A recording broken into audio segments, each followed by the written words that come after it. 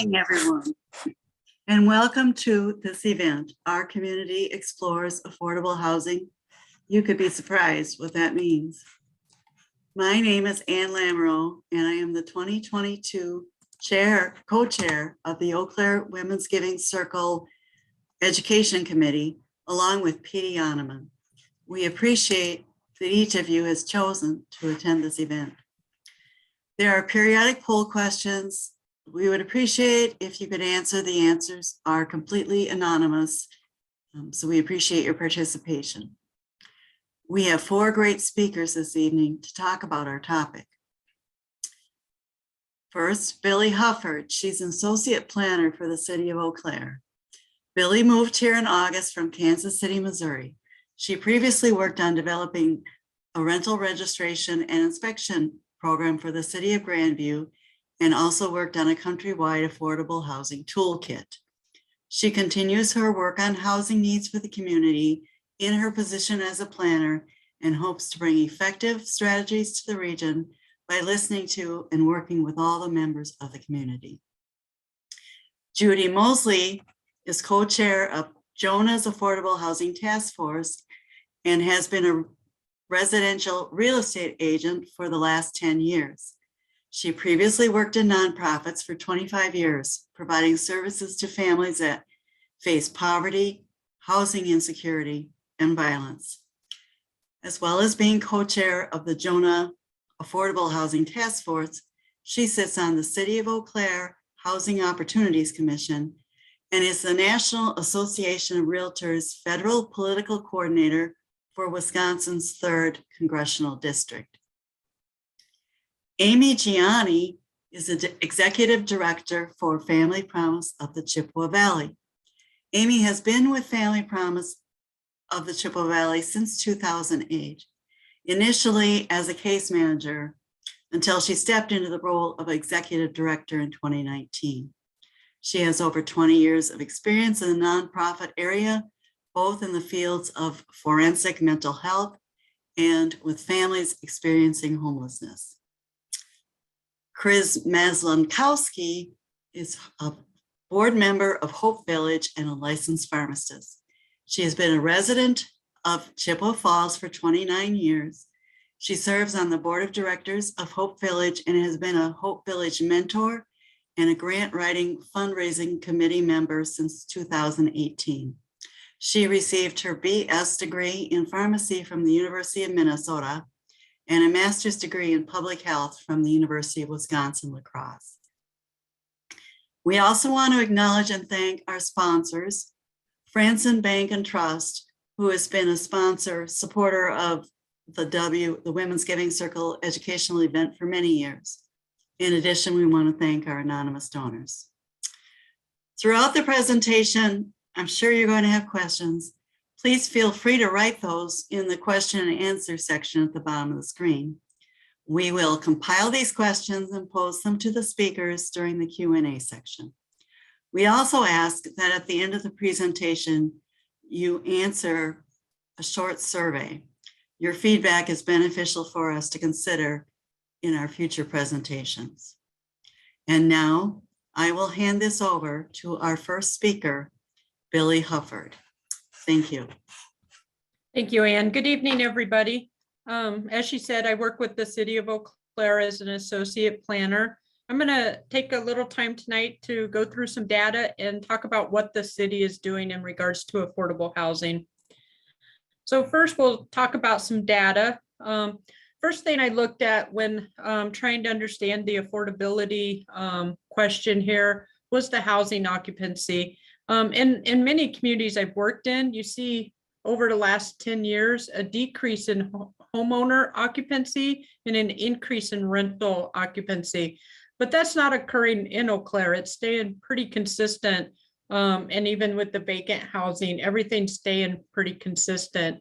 And most of the data I will be going over tonight is from our 2019 5-year census data. That's the most recent comprehensive data we have. So we know some things have changed in the last couple of years. So hopefully we'll have some more updated data from the census soon. Next, I looked at total housing units over the last 10 years in our population. And you can see that our housing units have increased 4% over the last 10 years, and population has increased 7%. So looking at this, I factored with the about a 2.4 person average household size when comparing the housing increase with the population. And with that, we're about 500 dwellings under what we need to accommodate that population increase. So our supply is not keeping up with the population demand. Next, I looked at the average household size. I found this interesting. Our owner-occupied average household size has stayed relatively the same over the last 10 years. But you see a significant increase in the size of our rental housing. This could be attributed to probably three main things: an increase in our student population, so more students living in our rental housing, and more people choosing to live together to share bills due to affordability, or living together just due to the lack of supply of available housing. Next, I looked at population percent by age, and that's 2010 and 2019. And the two big things that you'll notice here is our largest populations right now are our baby boomers and our millennials. And this is nationwide. We didn't plan for an aging population that would be due to healthcare improving, living longer, and aging in place. And we didn't plan our housing for the large millennial population. So as we see these giant increases in both ends of the spectrum, we just don't have housing to accommodate them. Next, I looked at the percent of housing stock by year built, and I just want to add something in here. The 5-year ACS is an estimate based on a sampling of population. So it might look weird that we increased some aging population, some historic, and decreased, but it's an estimate. But this gives us a good idea. When we look at this, we see that we're not tearing down a lot of our older housing stock. The increases are coming from what we're building, and there's not a significant amount being built to meet the supply that the demand that we need.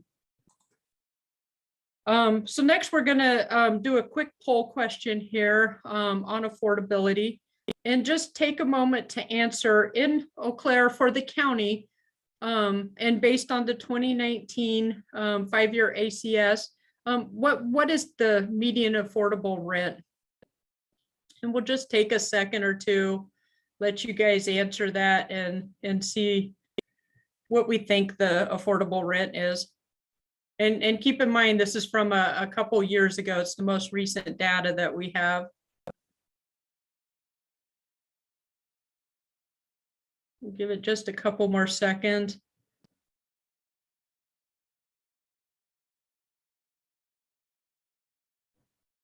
All right. So it looks like the majority responded with 823, but you kind of stayed in that range between the mid 700s and mid 900s. So we'll move on, and next we'll talk about cost of housing. Let me see. Okay.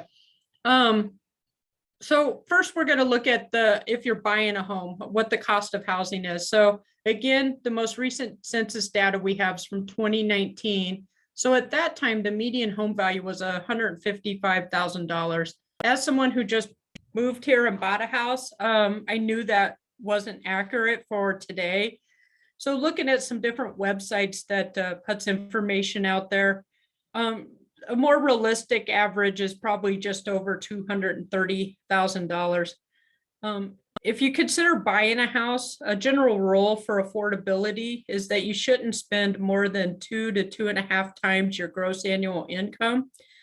So if our houses are going for $230,000, that means the household income has to be $92,000 to $115,000. For a 2-person household, each person would have to make just over $45,000 to fall into that affordability range. Next, looking at the cost of housing for rental, the 2019, most of you guys guessed that correctly. It was $823 a month. There's two roles that are considered when considering looking at affordability for rentals. The first one is 30%, and that means total spend on housing should not exceed 30% of gross income. That's a HUD standard, and that's from 1969. We know things have changed, and even though that is still a rule that's used widely, it may not be the best rule. Another one that's come out more recently is a 50% rule, and that says that the total that you spend after tax income on essential costs should not exceed 50%. So that's going to be your rent, your utilities, groceries, transportation, insurance, just anything that's a necessity. If we go back to the 30% rule, to afford the $823 a month, you would have to be making almost $16 an hour as a single person.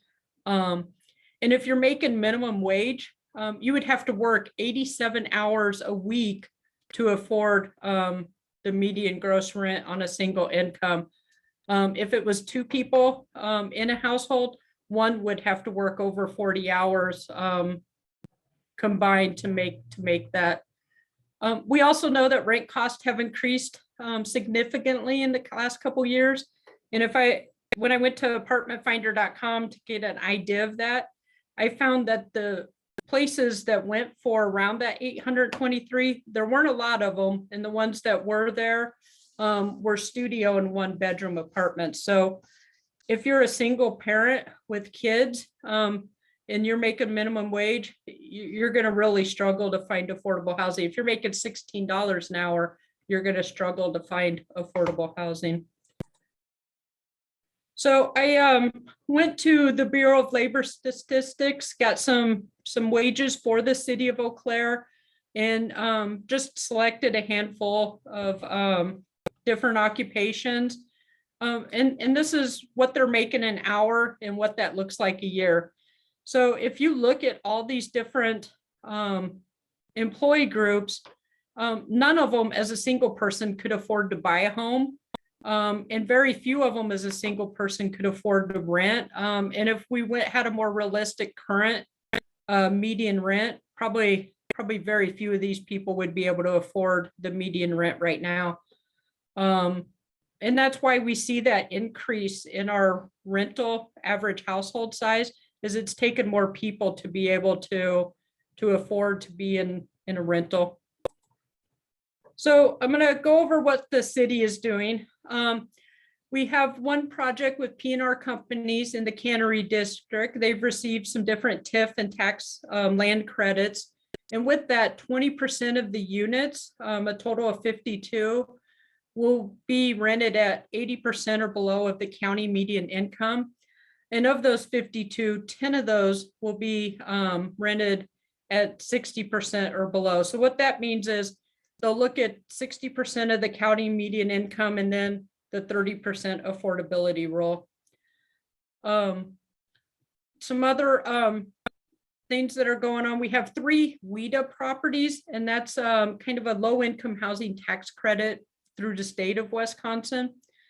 The first 2, Prairie Heights and Cannery Trail Residence 2, neither one of those have started. Part of that due to the rising building cost. Prairie Heights, they'll have 60 total units with 51 of them renting at 50% or below CMI. And 12 of those will be available to those making 30% or less of the CMI as supportive units.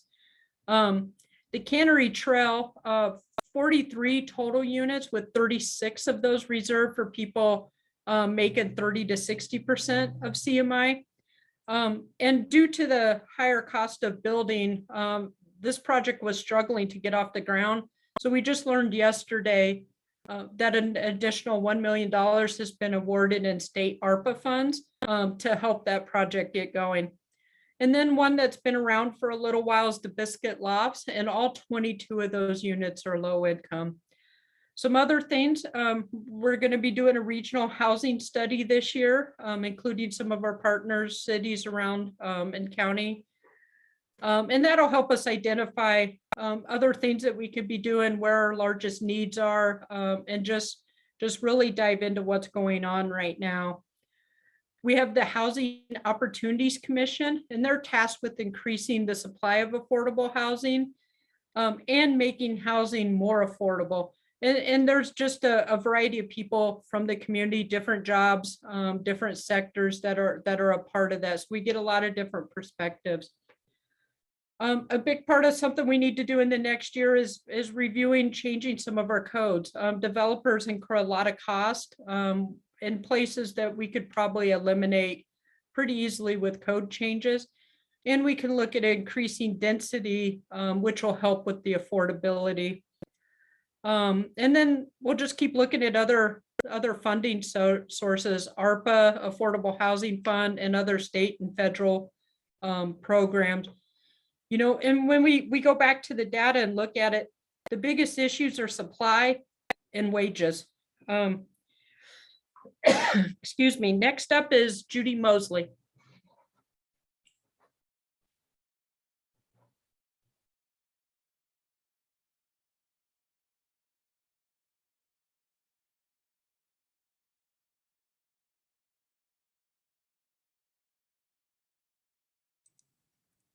There we go. I think I'm unmuted and I have my video on now.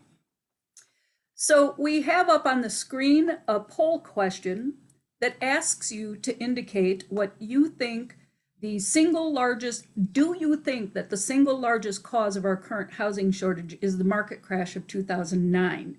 Do you think that's true, or do you think that's false? And so I'd like to start by giving you a chance to answer that. Now, Billie's done a pretty thorough job and an accurate job of helping us understand what we mean by affordable housing and what that looks like in our community. Eau Claire's Housing Opportunities Commission, on which I sit as a commissioner, has made it a priority to get more data and more up-to-date data by commissioning the comprehensive housing study. And that will analyze the housing needs of our city and county, as Billie had referenced. So now it's my job to explain to you in less than 10 minutes how we got where we are now. That poll question was just posted asking you if the market crash of 2009 was the single biggest cause of our current housing crisis. And I think most of you have had a chance to answer that by now. Now, you will remember that from 2007 to 2009, our world economy largely crashed, and that was mostly due to an overinflated housing market and some really dodgy banking and trading practices. If you never understood how that happened or why, I would recommend two movies. One is The Big Short, the other one is Inside Job. Both of those do a decent job of kind of telling us what happened there. But the resulting crash resulted in numerous foreclosures among individuals and even investors whose property was no longer worth the amount of the loans they'd taken out to purchase it. This caused a lot of developers and builders to lose their entire businesses, and it made it nearly impossible to get a mortgage for any property for the next 5 years. So you can tell that this had a very serious impact on our economy and our housing market. But as bad as all that was, and as big as that impact was, it still isn't the biggest reason why we have such an enormous housing shortage right now. It's certainly arguable, but many, many economists and housing experts instead point to the last 75 years of our zoning and planning processes for residential housing. In the late 1800s and in the early 1900s, we had much denser housing with a wider variety of housing types and commercial properties, all set in smaller neighborhoods. Now that made sense during an era where travel, even travel just across town, was difficult and expensive, and when most people walked to visit friends, family, or to purchase necessities. If you could afford it, you might keep horses and a carriage, or if you lived in a city with a tram system, such as Eau Claire had at the time, You might use that for getting to work or school, but most folks traveled less than a few blocks from their home on a daily basis. You might have lived in a very large house with 2 or 3 generations and extended family, and you may have had household servants living all under the same roof with you. But times changed. Cars and highways changed all of that. And we made a rather large cultural shift after World War II. That's when the American dream became a nuclear family, mom and kids and dad, all living separately from the rest of the family in a bungalow on a large lot on the edges of the town or village. The suburbs were born and lauded as the modern way of life. Now, you can see evidence of this cultural shift if you get in your car downtown on Barstow Street and you drive either up State Street or up Plank Street Hill on Rudolph Road. Nearer downtown, you'll see those larger homes, some of which contain multiple units of housing, but they are on a relatively small lot with just a little bit of lawn space and maybe an outbuilding or two that are built really close to the lot line. You'll also see buildings that at one time held a storefront on the bottom and an apartment or two above.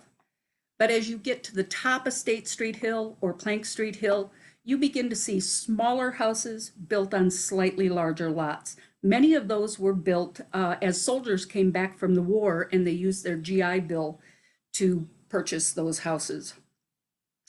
Now you'll notice in those housing blocks, you no longer see any storefronts. And you have clusters of blocks with very, very similar housing that was all built just about the same time.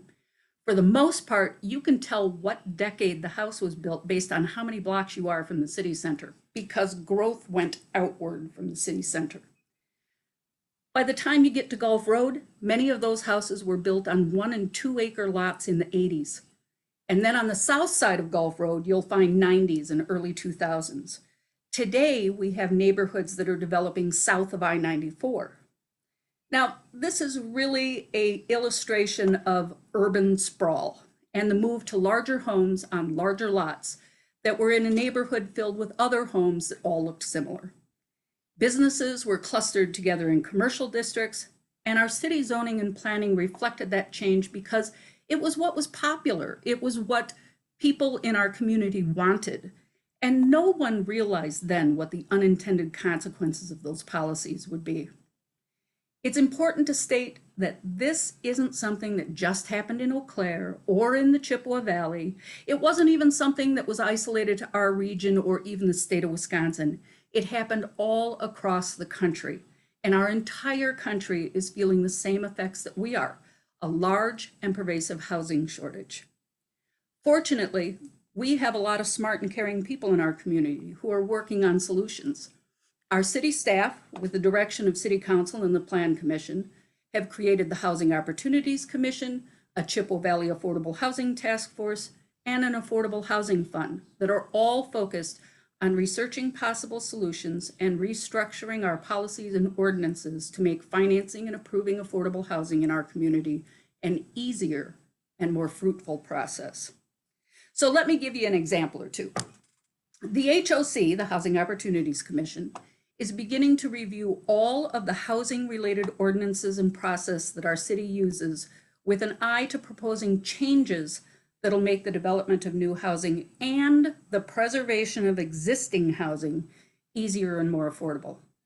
One thing we're taking a look at is rezoning rules that would make it possible for a single-family homeowner to add another unit of housing on their property, which is commonly called an accessory dwelling unit. As I explain more about ADUs, I have another poll question for our audience. Aaron, if you could post that, there it is.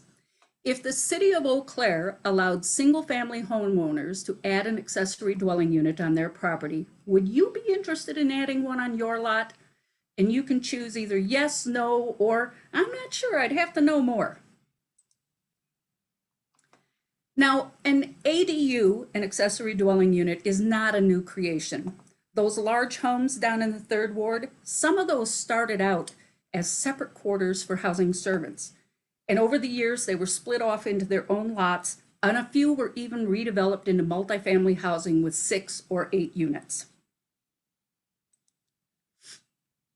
I'll use myself as an example of how this could look today. My husband and I own a 4-bedroom home on a large lot that borders Putnam Park. We're zoned R1, which only allows a single-family home. We have a detached 2-car garage and enough off-street parking for 4 cars. If ADUs were allowed, we could turn our unused upper story into a separate apartment, or we could convert the garage into an apartment, or we could build a freestanding building that would be a separate unit. Under R1 zoning, we could still do one of those things, but only family members would be allowed to live in it. An ADU, however, could provide us with rental income during our retirement. It's seen by many communities as a way to increase density with little or no adverse effects on the neighborhood. Another possibility for change may be creating an administrative approval process for new developments that comply with all of the zoning and use regulations.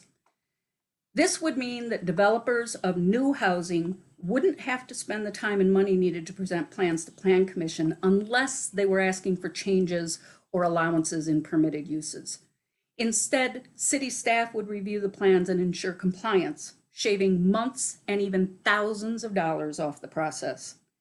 Since city staff already currently reviews development plans to make sure that they're complete and ready to be presented to the Plan Commission and City Council, it doesn't create an additional burden for the City Planning Division. Now, these are only 2 of the possible solutions that we're going to continue to work on in the coming months and years, and by no means are either one of them a sure thing that it's going to be enacted. They're just things right now that we're looking at and researching and may be proposed in the future. But the City of Eau Claire isn't the only ones working on solutions. We are joined tonight by 2 other community members that are offering other solutions. And up next, we're ready to hear from Amy Giani of Family Promise. Hello, thank you for having me here. I'd love to be part of this group, this community setting. Like Judi said, we are all in this together. We all need to help get our folks, and ourselves included, housed in this community. So Family Promise, we're gonna put our poll question up. Just wanna know what folks think our average length of stay is for a family here. And again, this is the average length of stay. Some families stay, get a place right away, and other ones are going to struggle with that. So this is just on an overall average. Okay. So just some background. Family Promise of the Chippewa Valley Beacon House, as many community members may know us by, we provide emergency shelter to families with minor children. And we also have a rental assistance program that many grants that we apply for help assist to get folks into places. And we do have 2 transitional units that we own and operate to help families that might need some rental background or rental assistance with just some history, or they're on the verge of getting a voucher and they just need that extra time, and they've already spent a lot of time, maybe at our shelter, and this is just the next step for them. That transitional provides, along with our shelter, also provides some much needed skills that some folks are in need of. So I can just say that over time, when I first began working here, we would have landlords come to us and say, hey, we have some units available. Do you have a family in mind that you could recommend? And we'd send them their way. That is no longer the case. Now families go and look for a unit and there's 4, 5, 6 other people ahead of them, or it gets swept up. So the competition for the affordable, safe housing in this community is so intense. And it's very discouraging for the families that we work with.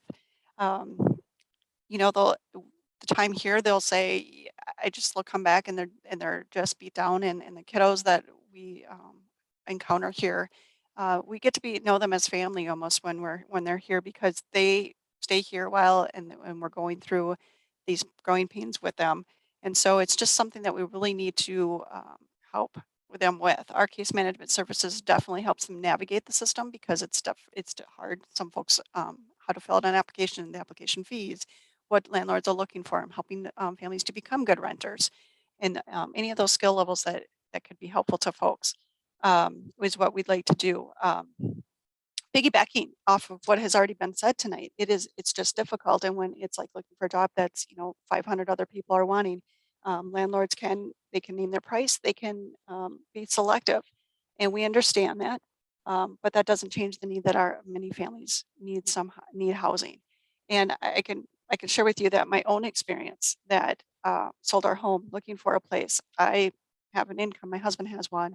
I don't have the evictions or some of the other barriers that some of our families might have.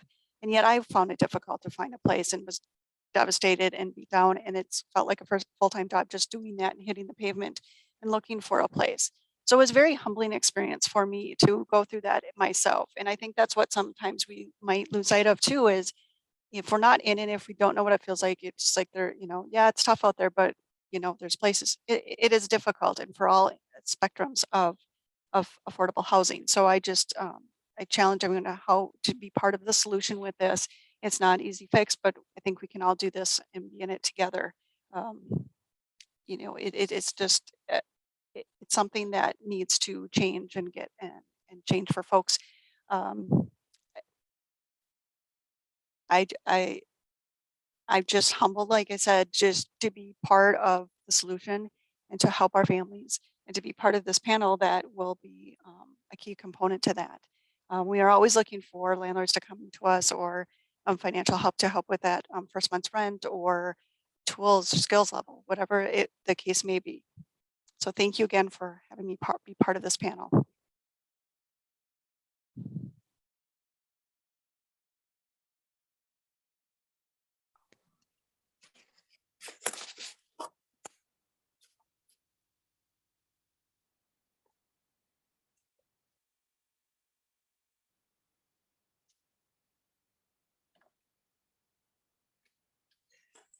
Good evening, and thanks for joining us this evening. And I'm pleased to be presenting this evening on behalf of Hope Village. Hope Village, Tiny Housing Alternatives, was really developed as a solution to sheltering individuals in the Chippewa County. And we're also, one of my goals this evening is not only to talk about our sheltering program, but to make you aware, as Billie had noted, as well as Judi, about the shortage of low to moderate income housing. So, yep, there we go, first slide.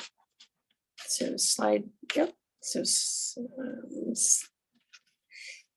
this is this slide right here shows our tiny houses.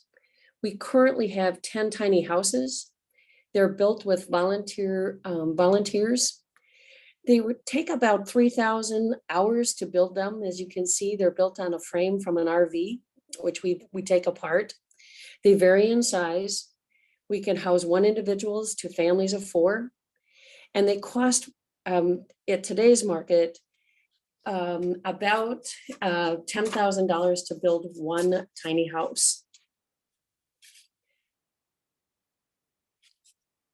Next slide, please. Currently, our tiny houses are located at 5 community churches, but this summer they will be moved to one location on Kennedy Road in Chippewa Falls.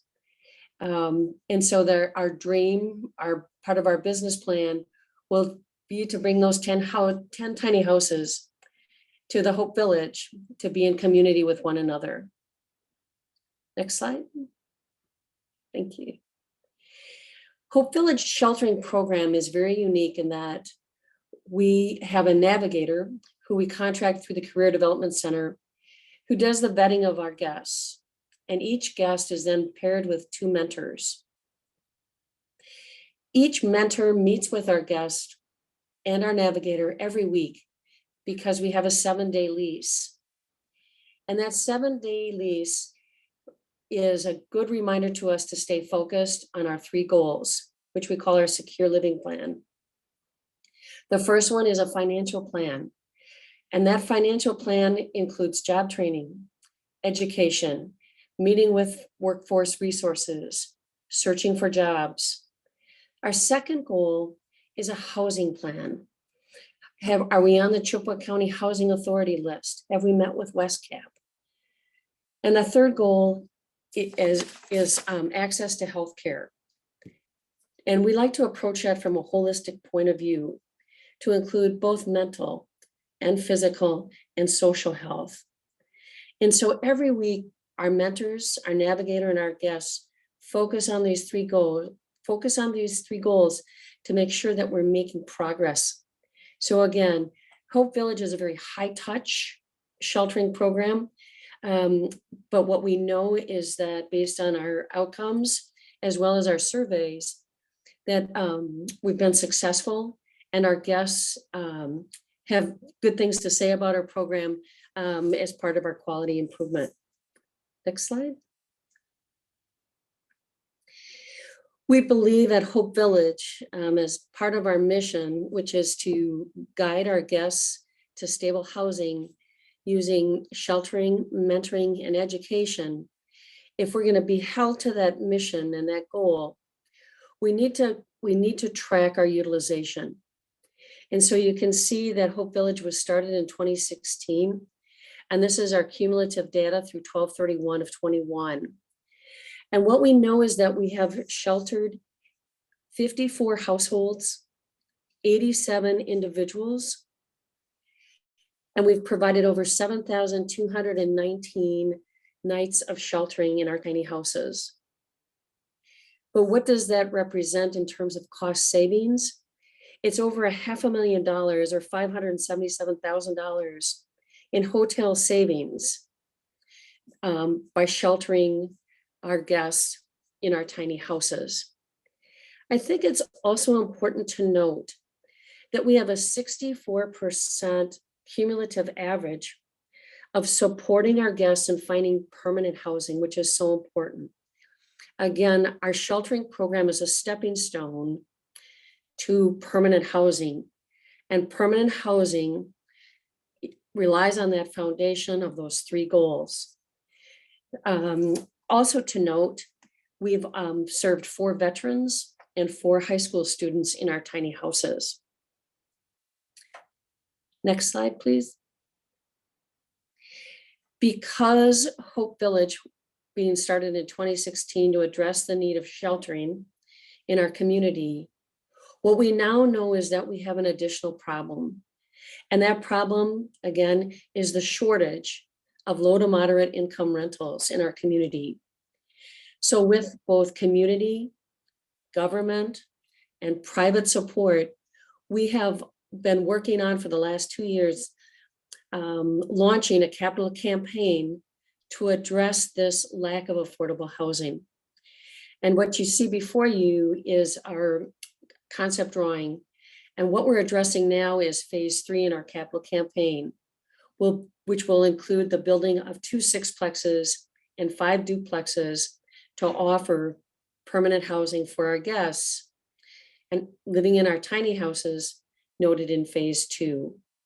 I should mention that in January of this year, our community center began renovations to include 3 family bathrooms, laundry facilities, and a community room for gathering, as well as a kitchen and 2 offices, so that our guests that are living in tiny houses have a place to shower versus going up to the YMCA. They have a place to gather with families, and they can also cook a meal for their families if they come to visit, if they want to gather with other friends. The office that we will have will allow them internet access, which they may or may not have currently in their tiny house. So we feel that this approach of a phase 1, phase 2, phase 3 in terms of a community development really is looking to solve that problems of sheltering and the lack of affordable housing. Next slide, please. So our challenges for Hope Village are, one, there's a very limited market. As a mentor, I can tell you that we've gone to look at apartments for guests, and 6 people have showed up at the same time to see that same apartment. So it's a very competitive in Chippewa County. Our second challenge is funding sources. We need to make sure that we have enough money to keep the lights on, to support our guests, but also to address those problems, which is the shortage of affordable housing. And that includes our capital campaign, grants, and fundraisers. Our third challenge is our volunteers. We have an incredible group of volunteers. I'm just humbled to be one of them. And to maintain a culture of active support, to keep people involved, not only in mentoring, but maintenance, grant writing. There are 8 different subcommittees that we have to try to keep our volunteers active. And the fourth and very important piece of our Hope Village business plan is ensuring sustainability. And that includes a way to continue to have money coming in so that we can serve more people who need sheltering or need low to moderate income housing. And that sustainability is built into our business plan and our capital campaign in terms of those low to moderate income housing. And at some point, we hope to have a resale store on our property on Kennedy Road in Chippewa Falls. Next slide. So again, I'm going to turn this over to Petey, who will introduce us to the question and answers. Hello, thank you, Chris.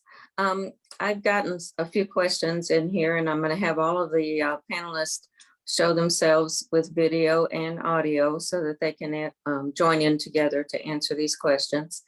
And the first thing I did get a note on, or a chat, people do want to know if this is going to be saved since it is being recorded. And yes, it will be. It's going to be saved on the Women's Giving Circle Facebook. And it's also going to be on the Eau Claire Community Foundation website under the Women's Giving Circle tab. So if you know individuals who want to listen to the webinar that we just put on tonight, they can go there to view it for themselves. So just invite people to do that. That would be great. One question we had is, where can we learn more about the city's affordable housing projects that are being considered? I don't know that we have any that are being considered right now to go and look at. But those all go through a specific process. And part of that right now is the Plan Commission and the council. And there's always public notices put out on the website of what's coming up to the Plan Commission and what's coming up to the council. And everybody's welcome to reach out. I probably shouldn't say this as much as I do, but everybody's always welcome to give me a call, and I'll discuss anything that's going on right now, what opportunities we have. Anybody in our staff should be able to, but I don't think we have any new projects currently coming up. So if something would come in, it would be at least a few months before it made it all the way through the process and was approved to start. Okay, thank you. And vouchers for rent, where can vouchers be used from the Housing Authority? And is it enough money to help with the cost of their housing? This is actually something that we're finding is a real challenge and a barrier for individuals who've been approved for a voucher. When you have a voucher for Section 8 housing, you have to go find a private landlord who is willing to take that voucher and rent to you. And there just aren't enough of those landlords. So there are people who are actually losing their vouchers because they can't find a landlord that will take the voucher and will rent to them. Okay. All right, thank you. And I would add, a lot of that supply, if we had ample supply to where landlords couldn't be so choosy about who was coming in, they would start taking the vouchers again. So when people say, oh, they're building another apartment complex. That's a good thing. The more units we get out there, the more affordable housing will become. And are you, any of you familiar with the 3D printing homes as an option for affordable housing? It was in the news recently. You know, there's a lot of great innovative ideas out there like that. I think the 3D printing's a great thing. And that's something like Judi had talked about. We're going to have to look at our zoning code to allow that. We're going to have to look at our building code and whether there needs to be updates to that to allow it. And along with that, you know, the houses that you see that are being put together in a warehouse and then shipped to a site and built, that could be done at a lower cost. But again, we've got to look at our zoning codes, our building codes and everything to allow all these innovative programs. And we don't want to just allow anything. We want to make sure they're safe, that it's good quality building that's going on before we do it. But those are things we need to look at and seriously consider. There's a lot of good programs out there. One other consideration with something like 3D printed homes is that we don't live in a temperate climate. And, you know, just think of the housing stock that we do have. One of the things that we really have to allow for is that there's adequate insulation and heating and cooling systems. And that's difficult to do with something like a 3D printed home. I don't think that's insurmountable, but I think that it's less likely in a climate like ours. Okay, thank you. And are there tax credits available to convert existing housing stock to affordable housing? Or is it only new construction that qualifies for credits? By and large, the WHEDA tax credits are funneled to the state of Wisconsin through the federal government, the HUD department, the Housing and Urban Development Department. And so that comes through the state, and that is almost entirely new housing stock. However, there is an additional program that is separate from WHEDA that allows for the preservation and maintenance of existing housing. And that's done in the city of Eau Claire through our housing authority. It's something called block grants. And they do provide some of that to individual homeowners, as well as I believe even some landlords are eligible for that kind of funding. And with all of the multiple residential housing under construction, how much of it will fit into an affordable housing threshold? That's a great question. So the state of Wisconsin passed legislation that we cannot require any housing being built to be affordable unless we are providing incentives towards it. So developers are probably going to charge market rate or whatever they can, whatever people will pay. The ones that I discussed, there were either WHEDA credits or other incentives given. And so in return for those incentives, we can require affordability, but those are the only projects currently that is going to definitely happen. Any of the others, it can't be required. Okay, thank you. Well, and I would like to add, though, that even though the city is not allowed to make that a requirement, we still have builders and developers in our community who are voluntarily adding affordability. They're not able to do it to all of their units, but they'll do it to some. So we've seen, I personally have met with builders who agreed to add 10 of their 50 units as being affordable for somebody making 50% of the county median income. And I think that is remarkable in our community. Yes, it is. Thank you. And what utilities do the tiny houses have? So our tiny houses have air conditioning, heat. They do not have sewer and water.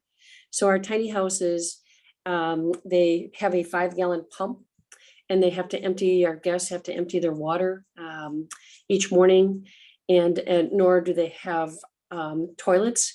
And so they need to empty their waste every morning into the church where they're currently housed. At our property on Kennedy Road, beginning this summer, which we're very excited about, they will have access to bathrooms in our community center as well. Okay, great, yeah. And a couple other questions I have here. Shouldn't older apartments be more of an affordable rate? Well, the short answer is yes, they should be. But with the market the way it is right now, and with the vast shortage we have of housing, they're not. It's just like any other supply and demand product, that when you are short on supply and the demand is still there, the price goes up. Okay, and what And is? I would add to that is we often look at older housing as naturally occurring affordable. But we don't look at all the costs that come into maintenance, and often older houses have higher maintenance costs. So they're not always more affordable, and they may be more unhealthy. You often look in many communities and their older housing in the area that it's concentrated typically is your lower income, and you see higher health concerns. So naturally occurring affordable housing isn't always naturally occurring affordable housing. There's a lot of hidden costs there. Okay, thank you. And what is Rent Smart? Do you know? I actually know about that program. Are we talking about the Ready to Rent program? Or That just says Rent Smart. yeah, I've heard it used interchangeably with Ready to Rent. Okay. Ready to Rent is a pilot project that the city has entered into. They're partnering with UCP and with the JONAH Affordable Housing Task Force to provide a set of classes for renters on how to be a responsible renter, how to read your lease, how to protect yourself, how to make sure that you're abiding by the conditions of the lease, what to do if you have a conflict with your landlord, those sorts of things. But then the other part of that Ready to Rent program is incentives for landlords, things like a risk mitigation fund, where if they do have a renter that does damage to their property, the landlord doesn't have to eat that cost. So there's those two parts to the Ready to Rent program. Okay, thank you. And are there affordable housing programs that specifically help individuals with disabilities?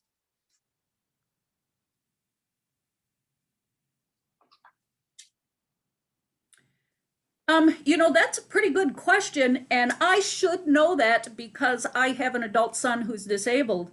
But I'm not aware of any specifically. I do know that UCP does housing counseling with some disabled individuals, but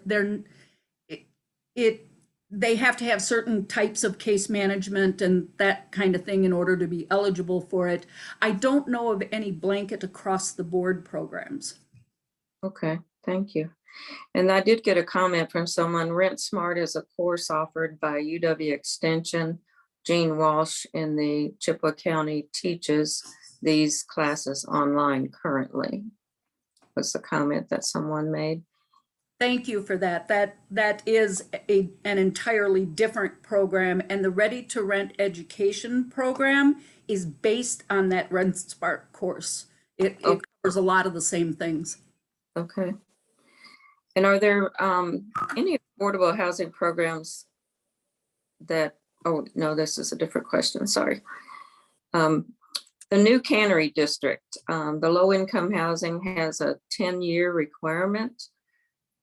When that requirement ends, what is the plan if the owners of the building decide to stop participating?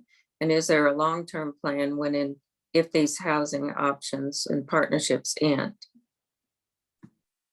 That's a great question, and something we've seen historically with low income housing tax credits is, either something needs to be renegotiated at the end of that, or they often convert to market rate. So So it is a solution, but it can often be a temporary solution. But if you think back to that population percent by age, if we're getting 10, 20, 30-year commitments, we're probably going to start, not that I want to make it seem like we're not going to see any relief for 20, 30 years, but that baby boomer population is going to start decreasing. So we'll start seeing an increase in supply. So that might, help make housing affordable in that alone. So we're just going to have to look at it when it reaches that point and see where the market's at. And we might have to renegotiate. We might have more housing coming online that's going to receive credits. It's a great question, and it's just going to depend on what the future looks like. Okay, thank you. And what can community members like us do to help support all of your missions? As a member of the JONAH Affordable Housing Task Force, this is one of the biggest things that we advocate for, is that community members participate in the process. And sometimes that means if you read that article in Volume 1 or in the Leader Telegram, or you see a news story on TV that talks about a new development being proposed and coming before Plan Commission, go on the city website, look up that plan. Every agenda and all the minutes are all posted there. So you can go on, you can look up the plan, what the proposal is, and speak up. It's really, really important that you talk to Plan Commission members, that you talk to City Council members, and you tell them what your views are and what your concerns are. And even if you're in favor of this proposal, speak up and let them know that too. We tend to only speak up when we want to object to it, but City Council and Plan Commission really needs to hear when the community supports a project too. And we don't often hear those kinds of voices. Okay, thank you. And are there any? Oh, go ahead. Sorry, I would ask questions. We see issues with NIMBYism, things like that. And often they're unfounded, but very understandable fears of what might be coming. So like I said earlier, give me a call, ask me what's going on, ask me how it's going to impact it. I can share studies that show that increased rental housing in neighborhoods doesn't decrease property values as many people think and fear. Rentals can be good. Increased density can actually increase property values. So there's a lot of fears out there, very understandable fears, but call me. I'll be happy to sit down and talk through anything and give a bunch of different perspectives. And I don't expect anybody to walk away changing their mind, but at least be open to having conversations. Okay, thank you. I think it's important though to keep an ear to homelessness in your community, because it does exist. It's very real. And I think if you're aware of that, become educated. There are a lot of resources out there that talk about homelessness because you think it doesn't exist, and it does. So be attentive, ask questions, Billie and Judi mentioned, and then get involved. There's always opportunities to volunteer, and contributions are always welcome. Okay, thank you. No, I would agree. I just want to chime in with what Chris said too. It's very real, and there's people's lives and kids and things like that that are, families that are devastated by that. So just keep those in mind, and it's not always in their control and things like that. There's a lot of extenuating circumstances that come into play. So just keep that in mind. But yes, definitely reach out. Come see it. Come check out our places. We're always welcome to open the doors to have you come check us out. Okay, great, thank you. And are there any nonprofits that help individuals meet their first month's rent? Western Dairyland in Eau Claire County is the CAP agency, and every county in our state has a CAP agency, and almost all of them have some sort of program in which they can help with first month's rent or with security deposits, with heating assistance, with other programs.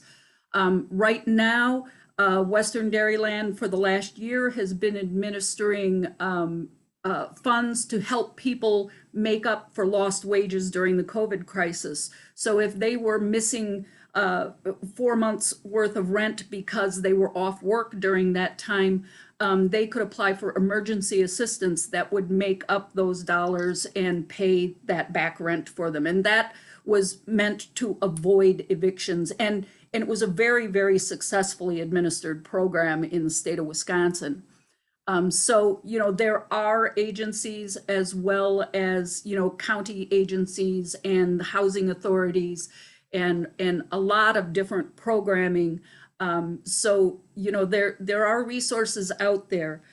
One new resource in the Eau Claire area is we are working on starting up an Eau Claire Tenant Landlord Resource Center that will give a lot of people information about those resources, direct you where to go for what programs, but also would provide mediation services so that if there is a dispute between a landlord and a tenant and both parties are willing to sit down and mediate, we can try to come up with a solution that avoids eviction. So, those, and I want to mention too, that the Eau Claire Community Foundation helped fund the startup of the Eau Claire Tenant Landlord Resource Center. It's been a little slower startup because of COVID and all the associated problems caused by that. But nonetheless, we do expect that by the end of this year, we will be doing mediations and we will have a working informative website also. Okay, great. Thank you. And speaking of evictions, people are not only evicted because of not paying rent, but how do lease violations factor into some of the evictions that we see happen? Yeah, it's one of the reasons why the city started the Ready to Rent program, and it's one of the reasons why Rent Smart is such a popular course with the UW Extension, is because there are a lot of working parts to a lease. And often we hear stories, we have people call us and say, I just received an eviction notice, but I have my rent all caught up. And when you start digging into it, you find out, well, one of the conditions of the lease is that you can't have anybody who's not on the lease stay with you more than 2 nights in a row. And they had a family member stay with them for 2 months. And the landlord is now evicting them because they didn't keep to the terms of their lease. And that comes as a big shock to a lot of people. They didn't know that that could be terms for an eviction. But, all kinds of different lease violations can be terms for an eviction. Okay. And I would add, I saw this a lot in Grandview when I started up and ran the rental inspection program. We would get legitimate complaints. We would go in and investigate them. And when we went in, I would notice that they had a dog. And I would make it clear to them that the landlord can't do anything in retaliation for you making a complaint. But I just want to make sure that the dog is on your lease. Because even if the landlord has known the whole time, if that dog's not on the lease, he could use that as a reason to evict, and we couldn't do anything, even though it was pretty clear it was retaliation. If you're breaking your lease and even the landlord's known about it the whole time, they're going to use it when it's advantage, to them. The bad landlords, especially if there's something that's concerning to them, they'll look for a reason. So know your lease and get help with that. Well, and one of the misconceptions that we saw during the COVID eviction moratorium was that people thought they couldn't be evicted for any reason. And that wasn't true. The eviction moratorium only applied to non-payment of rent. You could be evicted just because your lease ended and the landlord chose not to renew it. And that had nothing to do with non-payment of rent. It was just, they might have decided that if they let the apartment go vacant and put it up for rent, they could increase the rent by $100 a month. So, there are a lot of misconceptions about leases and the different reasons for eviction and how evictions and notices work. Okay, thank you. And applications for new tenants seem to be very difficult. Where would they find decent references or credit reports done on them? And should landlords overlook some of the negative info to allow some people some housing? How do you feel about that? Well, we hear stories every day at the Affordable Housing Task Force about people who can't find a place to rent, not because they don't have the money or they can't afford it, but because they may have a past eviction history, or they may have had a past criminal conviction, or their credit score might be too low for the landlord's liking. And in a market this competitive, almost every unit in town, as soon as that thing goes vacant, and I don't care how bad a condition it might be in, they'll have multiple applicants for that home. And that means that they can be picky about who they put in there. And they often are very picky. They want to pick what they think is going to be the most lucrative renter, the one who's going to give them the fewest problems, the one who has the better credit history, who has a better references, who has, they want the best renter they can get in that property. And nobody can blame a landlord for that. But there are a few landlords in town who are willing to take a risk on somebody who may have blemishes on their history. But boy, I tell you, it's hard to find those landlords, and it's hard to find those units. Okay. And Right. for the part of where can you check your credit and stuff, I believe by law you can get one free credit report a year.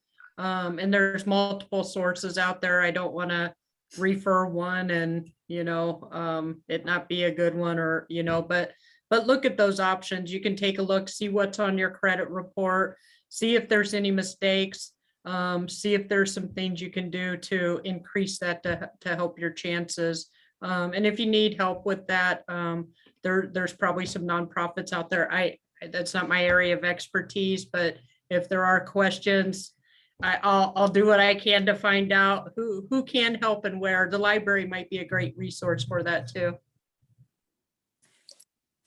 Okay, thank you. In the future, the Eau Claire Tenant Landlord Resource Center, the website will have all of the legal information that you need to know about that. What is a landlord allowed to charge for an application fee? When do they have to return that application fee? All sorts of things like that. So, people will be able to look that up online. Okay, great. Thank you. I did get a comment here. My name is Jenny, and I'm the Housing Program Manager for UCP Housing, and she is a facilitator of the Ready to Rent. She is. She would be happy to answer any questions. She gave me her contact phone number, which is 715-492-5851. And she also gave me her email address, which is jcaput@ucpwcw.org. For anyone who would like to ask her any specific questions, she's happy to help. Jenny's a great resource. And then I have a question here. What percentage of housing versus the city population do you feel we need in order for the supply and demand to be equalized or not as competitive as it is now? Are you worried at some point the pendulum may swing too far the other way? Right now, and again, it's 2019, or that was actually up to 2020. But some of the data was ACS 5-year, which is estimates, and it has a margin of error, but it's pretty accurate. Right now, we need 500 about units to put us about even. And that's a lot. That's a couple of big apartment complexes, multi-building ones. Will we swing the opposite way? Most likely, unless we have another baby boom. We had the baby boomers, we had the millennials where there was a boom in population. if there's not another one within the same time frame, we'll probably see a swing. We see swings every few decades. But as the baby boomer population unfortunately starts to leave us, we'll start seeing lower populations and the supply swinging the other way. But we can't wait for that. We've got to build now to take care of what we have now. Well, and one of the things that's harder to quantify is how much is our economy hurt by not having enough housing. Our Eau Claire Chamber of Commerce tells us that they have employers who are begging for more housing. They want to expand their businesses, they want to expand their industry, but they can't do it if they can't get workers because there's no housing available for them. And so, you know, what we can't give you a percentage on is what are we losing by not having enough housing? Our current vacancy rate of 5% of housing is enormously low.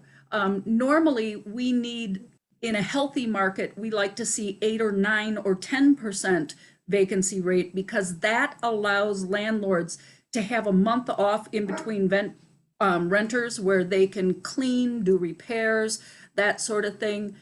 They can't do that with a 5% vacancy rate. And we'll see in the ability to build at a lower cost coming up. These higher costs aren't going to last forever as manufacturing ramps back up to pre-COVID levels. You know, that's a lot of the issue right now is the costs are high because we haven't ramped back up to where we were pre-COVID levels. So that's going to happen. And when it does, developers will be able to build at better rates. Doesn't mean their prices are going to drop tremendously, but it will help to where, you know, projects like the cannery that's had to wait because the funding just didn't make sense. They won't see as much of that happening. So that'll probably even out in the next couple of years, hopefully sooner. But it's going to take a while to ramp back up and get back to the pre-COVID levels. Sure. Okay. Thank you. And will the rental resources in Eau Claire and Chippewa Valley, will it ever run out of money to help people?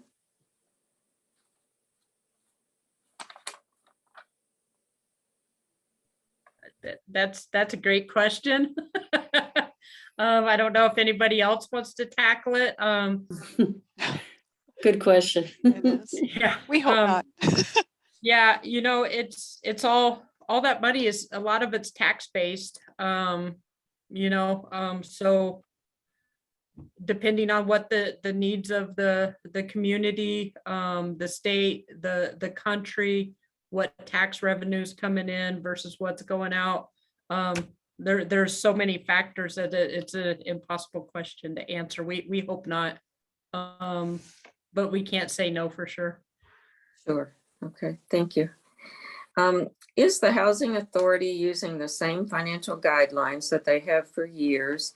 And are they doing anything to update that to allow more people to qualify for assistance? They're not allowed to. All of those guidelines are set by the federal government, and the Housing Authority has to abide by the HUD rules. They're not allowed to make up their own rules. They're not allowed to change things on their own. And, you know, that's something that unless the federal government should suddenly decide to change that entire program, that's not going to change. Okay. Thank you.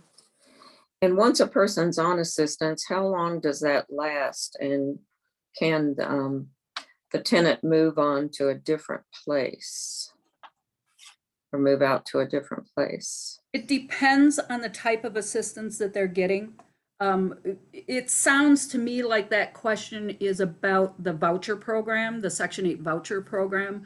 And Okay. that program, that voucher is portable. They can take it to a different landlord. Of course, they're going to run into the same barriers with finding a landlord and finding an available unit, but they are allowed to take that voucher with them. And to my knowledge, they must re-qualify for that voucher at least once a year. And they are also required to notify the Housing Authority if they have any change in income or circumstances. Okay, great, thank you. And does the university come into the conversation with its student impact upon affordable housing? Well, the short answer is yes. You know, Billie showed those charts earlier that had a lot of data on them about that would reflect the student housing population. And when you look down in the historic Randall Park neighborhood, when you look in the university campus neighborhood, when you look in the third ward, you'll see a huge impact on student housing. But that's another sector of the market where we're still short on housing. We don't have enough units. And so those market forces are in play there too. Okay, thank you. And I would say that that increase in average household size for renters is probably a large part of the student population, because that population has increased. So that's probably where that number is largely coming from. Okay, yes, thank you. And can affordable housing funds be used to convert an apartment complex into a condo type status with a minimum style ownership using first-time buyer assistance? Not through the Affordable Housing Fund yet. That I'm not saying that that's not something that might happen in the future, but so far the Affordable Housing Fund only granted funds for new building of new units. And in the future, we have talked about adding a second track of funding that will fund the preservation of existing housing. So if you own one of those older homes in the historic Randall Park neighborhood, you could use it to preserve that housing and to remodel it and update it to meet today's building codes and to keep that housing stock in place.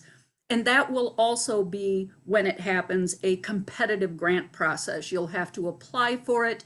The Housing Opportunities Commission and the City Council will have to decide and approve who gets that funding and how much funding they'll get. It will go through that entire grant type process. Okay, thank you. And can the city provide community land trusts where individuals would own a house on it? And then it relieves the residents of costs that are tied to the land, but would they be able to live on it and just own the house? Is that something that's ever been discussed in the city? A land trust? Yeah, I'm going to let Billie talk about that because she knows a lot more about it than I do, but it certainly is one of the things that has started being discussed. Yeah, we are considering it. We're discussing the options about it. The neighborhood I lived in Kansas City had a community land trust. They've done, I think, 3 houses in the last few years where it was a neighborhood that had an issue with vacant housing. So they went in, bought the houses, remodeled them, fixed them up. And the benefit of that, they'll retain ownership of the land. And then they sell the house to a low income individual. And then there's restrictions tied to it. And this doesn't have to be what our model looks like, but there was restrictions on, you know, how much profit they could make so that housing would always stay affordable.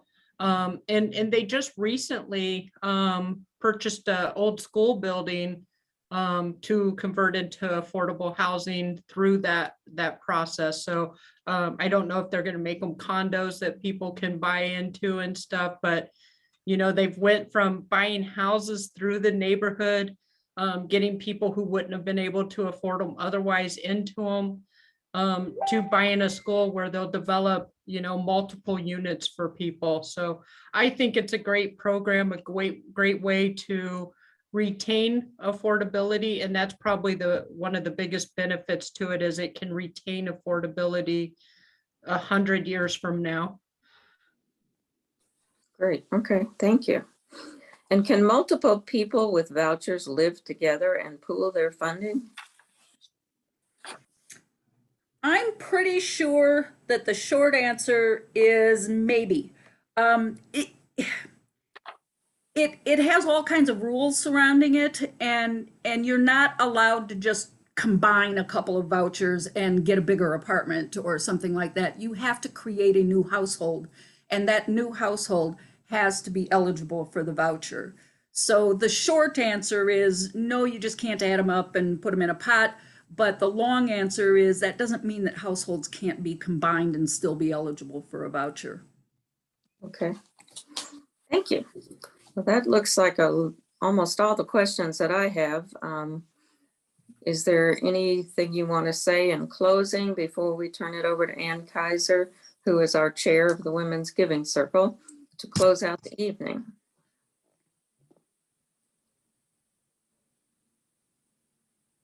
I would just say thank you for everybody who came tonight and who's interested in learning more. It's a very complicated issues. I'm sure we didn't even scratch the surface tonight, but I hopefully speak for everybody that we're all willing to talk more about this. So reach out, ask us questions. We're here to help the community.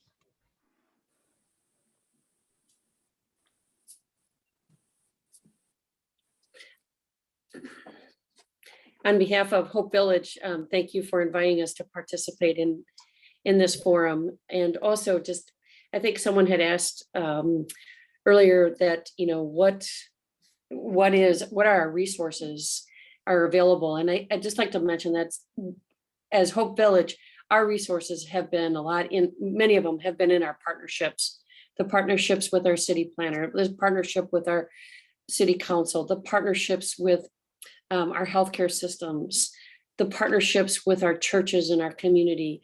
We're very grateful, and without them, we wouldn't be able to do the good work that we do to shelter the people in Chippewa County. We're very grateful.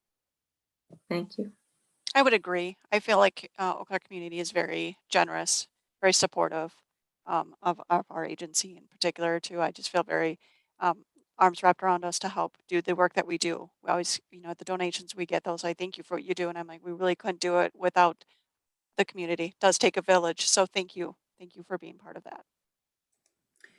Well, thank you to all of you. Yeah, really if you're interested in learning more about JONAH or our Affordable Housing Task Force, we have both a Facebook page and a website. Just search for us by JONAH, JONAH, and you'll find more information, and we're happy to talk about that. Thanks. Hey, thank you very much. We really appreciate your expertise, your passion, and all of the, it's been wonderful working with you to put the program together. So we wish you all the luck in the world, and we will try to be involved and be as you know, participate as much as we can to help you too. I'd like to turn the program over to Ann Kaiser. As I said before, she's our chair of the Women's Giving Circle, and she's going to close out the program. Oh, hey, everyone. And I want to extend my thanks as well to our 4 panelists. This was really an amazing conversation, and I think very insightful and very different from what I've been a part of in the past. So if we were in a big old room together, I think we'd all have a lot of applause and thanks for our panelists. So thanks all for your time and attention to this. Also want to thank our education committee members. Thanks to Ann and Petey, our co-chairs, for putting this together. A lot of hard work, a lot of good work. Thanks to the Community Foundation staff as well, and to our sponsors, Friends and Bank, and a couple of anonymous donors. We really appreciate that. If you are interested in helping put together these kind of events in the future, I would just encourage you, if you're a Women's Giving Circle, reach out to someone else you know. Reach out to me, Petey, or Ann, or contact the Community Foundation office. Education committee is one of those things that's a great way to get involved in Women's Giving Circle. Obviously, tonight was very valuable. So if you're interested, please reach out to the Community Foundation or other contacts and see how you can get involved in that team. Also, just want to say thanks to our Women's Giving Circle members for creating this community where these things are possible, but also so glad as I was viewing through the folks that are a part of this. There's a lot of folks who aren't Women Giving Circles members, and love having you all be a part of this. We made this open to the public as kind of a community service, but if this has intrigued you to be a part of this organization, please reach out to the Community Foundation. You can find us on Facebook, on Instagram. There's a web page, so lots of good links, and there's information being shared here as to how you can get involved. Women's Giving Circle is really cool. Does a lot of great things, not only around giving, but around networking, around education, creating community around people who have common goals for giving and philanthropy. So hope you'll consider joining. A couple of other opportunities. There is a grants review team. That's a really amazing process to be a part of. I've been a part of that in the past as well. And the review team looks at the applications that have come in, put it against, there's a scoring rubric, lots of great stuff. So if you're interested in that all, think about that. It's a great way to become involved as well. For Women's Giving Circle members, a couple of challenges that are out there. We're celebrating our 15th anniversary year. Pretty darn cool. We have a special crowdfunding opportunity. We want to grant $50,000 this year. That would be a high watermark. That would be a record amount of granting. And to do that, we would need to raise an additional $12,000 this year. Well, guess what?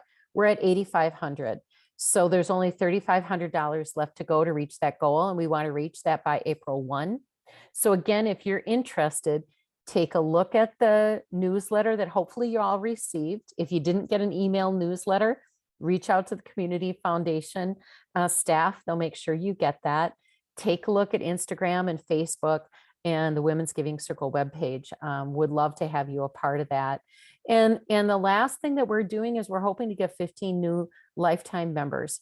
And we have a lot of new lifetime members already. I think we're going to fit that, or we're going to hit that goal by the end of the year. So please consider that as well. So again, thanks to everybody for attending tonight. It's really exciting that there's a lot of new knowledge out there, a lot of new support around a really critical issue in our community. So thank you all for attending. Thanks again to the Community Foundation staff.